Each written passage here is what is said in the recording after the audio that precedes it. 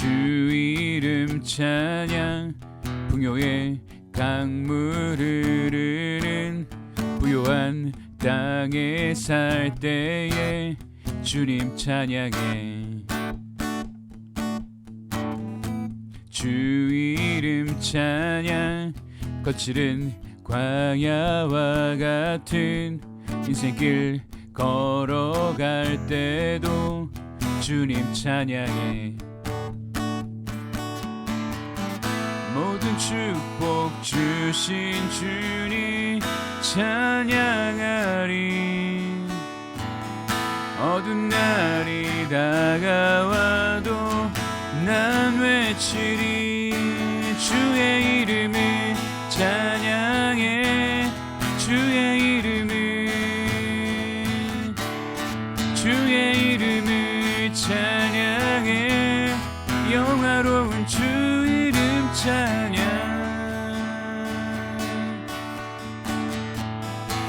주 이름 찬양. 햇살이 나를 비추고 만물이 새롭게 될 때 주님 찬양해. 주 이름 찬양. 가는 길 험할지라도 고통이 따를지라도 주님 찬양해. 모든 축복 주신 주님 찬양하리. 어두운 날이 다가와도 난 외치리. 주의 이름을 찬양해. 주의 이름을 찬양해. 영화로운 주 이름 찬양. 주님은 주시며 주님은 취하시네. 내 맘에 하는 말 주 찬양합니다. 주님은 주시며 주님은 취하시네. 내 맘에 하는 말 주 찬양합니다. 주의 이름을 찬양해. 주의 이름을 찬양해. 영화로운 주 이름 찬양. 주의 이름을 찬양해. 주의 이름을 찬양해. 영화로운 주 이름 찬양.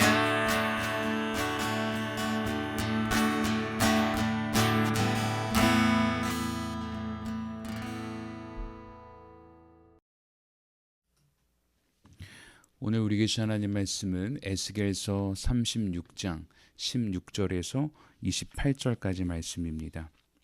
에스겔서 36장 16절에서 28절까지의 말씀을 함께 보겠습니다. 여호와의 말씀이 또 내게 임하여 이르시되, 인자야, 이스라엘 족속이 그들의 고국 땅에 거주할 때에 그들의 행위로 그 땅을 더럽혔나니 나 보기에 그 행위가 월경 중에 있는 여인의 부정함과 같았느니라. 그들이 땅 위에 피를 쏟았으며 그 우상들로 말미암아 자신들을 더럽혔으므로 내가 분노를 그들 위에 쏟아 그들을 그 행위대로 심판하여 각국에 흩으며 여러 나라에 해쳤더니 그들이 이른바 그 여러 나라에서 내 거룩한 이름이 그들로 말미암아 더러워졌나니 곧 사람들이 그들을 가리켜 이르기를 이들은 여호와의 백성이라도 여호와의 땅에서 떠난 자라 하였음이라. 그러나 이스라엘 족속이 들어간 그 여러 나라에서 더럽힌 내 거룩한 이름을 내가 아꼈노라.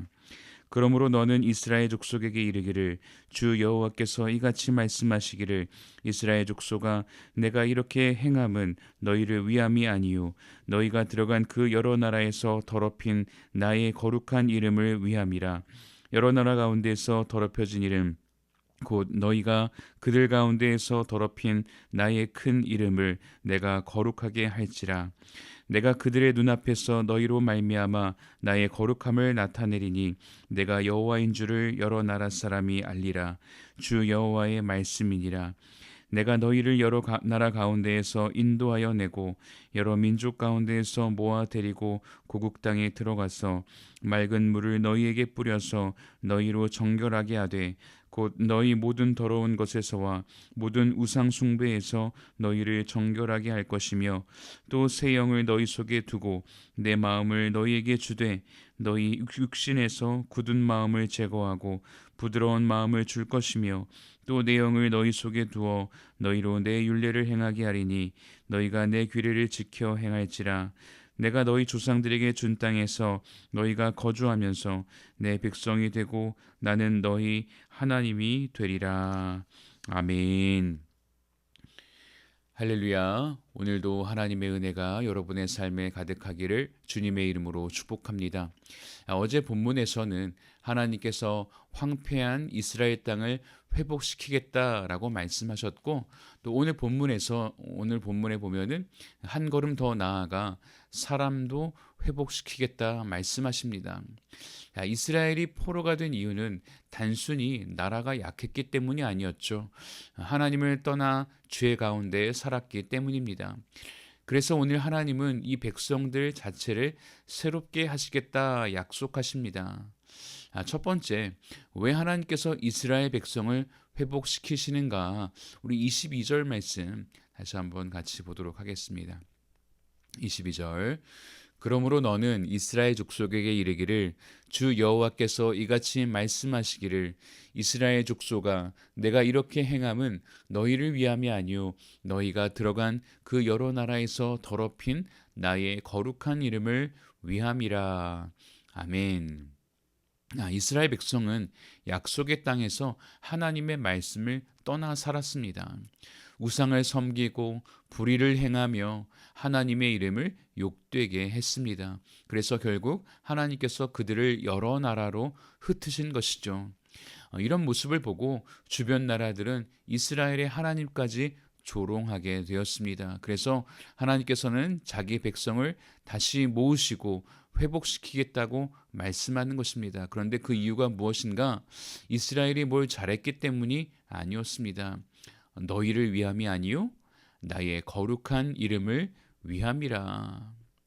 어떻게 보면 이 말이 차갑게 들릴 수도 있지만 사실 이 말씀 안에는 놀라운 하나님의 은혜가 담겨 있습니다. 만약에 이 회복이 그들의 자격과 어떤 공로에 달려 있었다면 죽었다 깨어나도 이 이스라엘이 회복할 수가 없는 것입니다. 이스라엘이 하나님 앞에 내세울 만한 것은 하나도 없었습니다. 그냥 죄짓고 하나님의 이름을 더럽힐 뿐이었습니다. 우리도 마찬가지입니다. 하나님께서 우리를 회복시키실 때가 있는데 우리가 꼭 잘했기 때문이 아니라는 거예요. 우리가 믿음이 강해서 우리의 삶이 온전하기 때문에 우리에게 회복을 주시는 게 아니다. 하나님께서 우리를 붙들어 주시는 이유는 하나님께서 은혜로우시고 신실하신 분이기 때문입니다. 사랑하는 성도 여러분, 우리가 하나님 앞에서 내세울 게 뭐 하나 있겠습니까? 그래서 우리는 우리의 자격보다 하나님의 신실하심을 의지하는 것입니다. 나는 부족하지만 긍휼을 베푸시는 하나님의 은혜를 구하며 나아가는 저와 여러분 되시기를 주님의 이름으로 축복합니다. 그렇다면 두 번째, 하나님은 우리를 어떻게 새롭게 하시는가? 그 부분을 오늘 본문에서 함께 살펴보도록 하겠습니다. 먼저 우리를 정결하게 하십니다. 우리 25절 말씀 다시 한번 같이 보겠습니다. 25절. 맑은 물을 너희에게 뿌려서 너희로 정결하게 하되 곧 너희 모든 더러운 것에서와 모든 우상 숭배에서 너희를 정결하게 할 것이며. 아멘.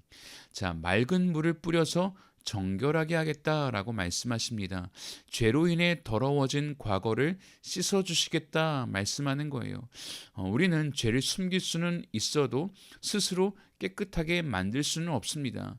죄는 반드시 하나님께서 씻어주셔야 되는 것입니다.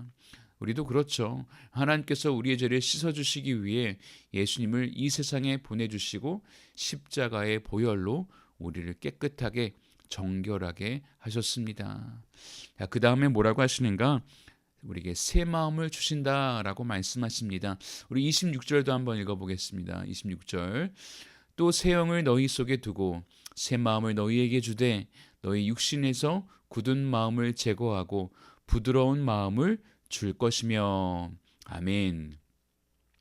굳은 마음을 제거하고 또 새 마음을 주시는데, 이 굳은 마음은 어떤 마음입니까?